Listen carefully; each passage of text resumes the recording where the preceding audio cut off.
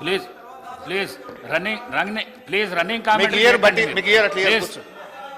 Please Jagadishwar Reddy గారు please running commentary చేయకండి దయచేసి ప్లీజ్ ప్లీజ్ అక్కడి నుంచి ఏం లేదు చేయకండి thank you speaker sir please please అధ్యక్ష ప్లీజ్ ఇస్తా నేను గౌరవనీయులు ప్లీజ్ అన్న అట్లా ఉన్నది సార్. ఇప్పుడు ఇట్లా మంత్రులు లేవడం సబబు కాదు సార్. కూర్చోండి దయచేసి. ఇప్పుడే ఇస్తాను.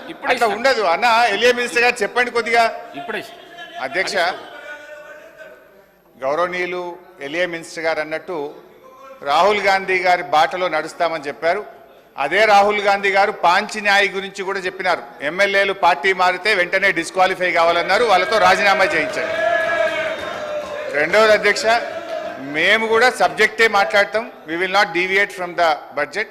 10 ఏళ్ళు మేము కూడా ప్రభుత్వంలో ఉన్నాం. మా అనుభవాలను ఈ ప్రభుత్వానికి ఈ రాష్ట్రానికి మేలు జరిగే విధంగా వాస్తవాలు మాట్లాడే ప్రయత్నమే చేస్తాం అధ్యక్ష.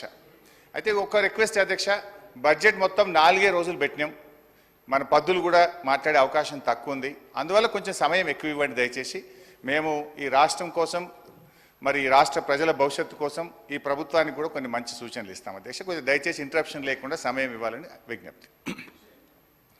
అధ్యక్ష, the more a government blames others, the more it reveals its own failures and inability. ఏ ప్రభుత్వమైనా ఇతరులను ఎక్కువగా నిందిస్తుందో ఆ ప్రభుత్వం తన అసమర్థతను, వైఫల్యాలను బయట పెట్టుకుంటుంది. కాంగ్రెస్ ప్రభుత్వం ప్రవేశపెట్టిన బడ్జెట్ గురించి వ్యాఖ్యానించడానికి ఈ మాటలు సరిగ్గా సరిపోతాయి. బడ్జెట్ ప్రసంగం అంతా బీఆర్ఎస్ను తిట్టిపోయడం కోసం తయారు చేసినట్లుంది. ఒక రాజకీయ కరపత్రం లాగా ఉంది. బడ్జెట్ ప్రసంగానికి ఉండాల్సిన గంభీరత కానీ దార్శనికత కానీ ఏమాత్రం కనబడలేదు అధ్యక్ష. ఫార్ములేషన్ ఆఫ్ పాలసీ కన్నా హ్యూమిలియేషన్ ఆఫ్ అపోజిషన్ మీదనే భట్టి గారు ఎక్కువ దృష్టి పెట్టినట్టుగా కనబడ్డది.